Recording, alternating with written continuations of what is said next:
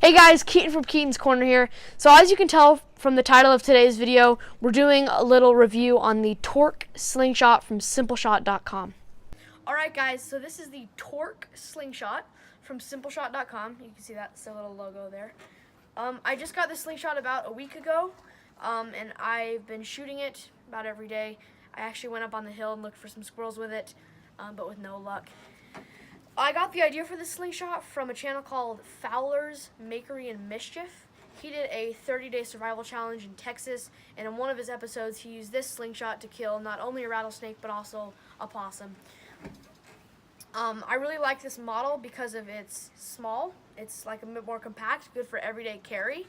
And this, if you can see here, has a little cutout right there, which is perfect for paracord wraps. I got this with the flat bands. You can order this from simpleshot.com or fowlersmakeryandmischief.com with flat bands or tubes. Now the tubes are a little bit less accurate. They're great for beginners, but I really want to go with the flat bands, a little bit more power. Installing the flat bands is pretty tricky, so I got what's called flip clips that you can choose to get them ordered with your slingshot. They're these little black things that screw on to the back of them to hold your bands in place, so you don't have to do what's called a rabbit tie, where you actually have to tie the bands in. And it also makes them easier to change out. So along with that, I ordered what's called the ammo sampler pack, and they send you a bunch of ammo. It's about $17.99, and it comes with 200 rounds of 1/4 inch, which is right here, 125 rounds of 5/16, 75 rounds of 3/8, 50 rounds of 7/16, and then 25 rounds of the 1/2 inch. Now this is to kind of figure out what ammo is shooting more accurately for you, what ammo is shooting better out of your slingshot, so you're not getting what's called like band slaps, I'm pretty sure is what they call, where the band is overextending and hitting your hand. That means your ammo's too light or your bands are too heavy. I found that the 3/8 works best with me with the factory bands that they send you, which are just these black bands. The 3/8 works best for me, no band slaps, and it's really accurate for me. The 1/4 inch was a little bit too light, and the band would end up hitting my hand afterwards. So back to the slingshot. I'm just going to go out and say it. I love this slingshot. It is my first polycarbonate slingshot, and I chose this one, like I said, smaller, more compact, good EDC, and it's over the top, which means the bands come over the top and shoot the projectile over the top. There are some called through the forks where the band has to wrap around the side, and that pushes the projectile through the forks. One not so good thing about this slingshot is that with this small fork gap, I've heard that you can get frequent frame hits, which is where the BB comes and it will actually hit part of the slingshot frame, which can damage your slingshot, but it's not as likely. To avoid a fork hit, you want to adjust your grip with your thumb. Make sure it's at a flat plane and you're holding onto the BB. Also make sure that your bands are coming over the top, that they're not twisted, and that the pouch is the right way in with the fuzzy side of the leather facing or holding the projectile. Also, you want to make sure you're keeping a steady plane, coming back to your anchor point, making sure this is not up, down, sideways.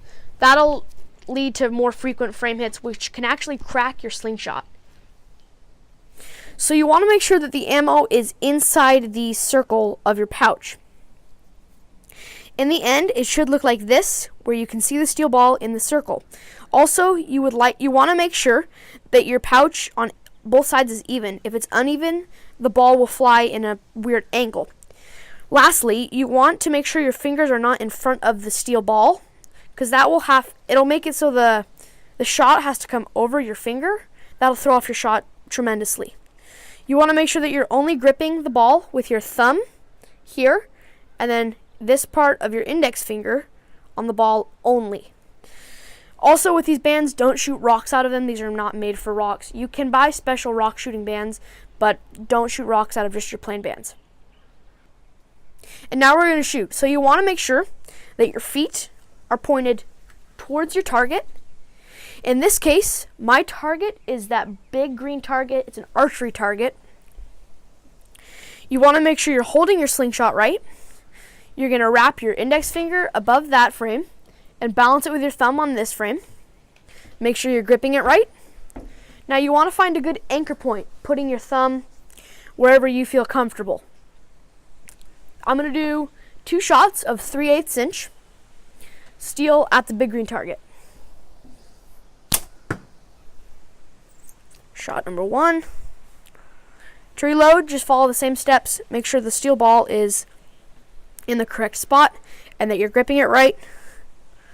Another precaution you might want to take is to draw before you come up. That way, if you have sweaty hands or if the pouch slips, you're not going to be shooting towards something you don't know that you're aiming at. Oh, and lastly, make sure that your bands, if it's an over the top, are coming over the slingshot.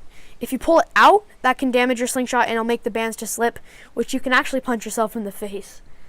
Alright, shot 2. And that's that. That is the shooting of the Torque slingshot from simpleshot.com. Also, make sure to check out Fowler's Makery and Mischief here on YouTube or online.